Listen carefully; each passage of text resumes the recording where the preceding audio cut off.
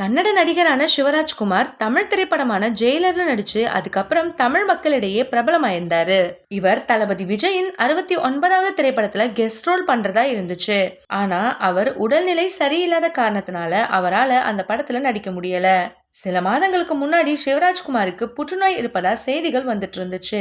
இவர் சிறுநீர் பை புற்றுநோயால பாதிக்கப்பட்டிருந்ததா சொல்லப்பட்டுச்சு. அதற்கான ட்ரீட்மெண்ட் எடுப்பதற்காக அமெரிக்கா போறதா நடிகர் சிவராஜ்குமார் சொல்லியிருந்தாரு.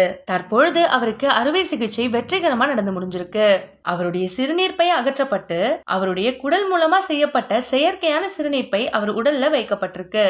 இவர் அறுவை சிகிச்சை முடிஞ்சு முதல் முறையா ஒரு வீடியோவை ரசிகர்களுக்காக வெளியிட்டிருக்காரு. அதுல அவர் என்ன சொல்லிருக்காருன்னா, சிகிச்சைக்காக கர்நாடகாவை விட்டு போகும்பொழுது நான் ரொம்ப பயந்தேன். இந்த விஷயத்த ஷேர் பண்ண ரொம்ப யோசிச்சேன். கண்டிப்பா இத பத்தி நான் பேசும்பொழுது ரொம்பவே எமோஷனல் ஆகிடுவேன். அமெரிக்கா வந்த நேரத்துல ரொம்பவே பயந்தேன். ஆனா ரசிகர்களுடைய ஆறுதல் தான் என் பயத்தை போக்குச்சு. என்னோட 45ங்கிற திரைப்படத்தை பண்ணும் போதே எனக்கு கீமோதெரப்பி போயிட்டு இருந்துச்சு.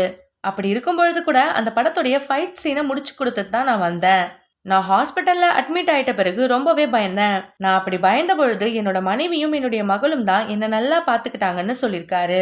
என்னுடைய டாக்டரும் என்ன நல்லா பாத்துக்கிட்டாரு. என்னுடைய சிறுநீர் பை அகற்றப்பட்டு மாற்றப்பட்டிருக்கு.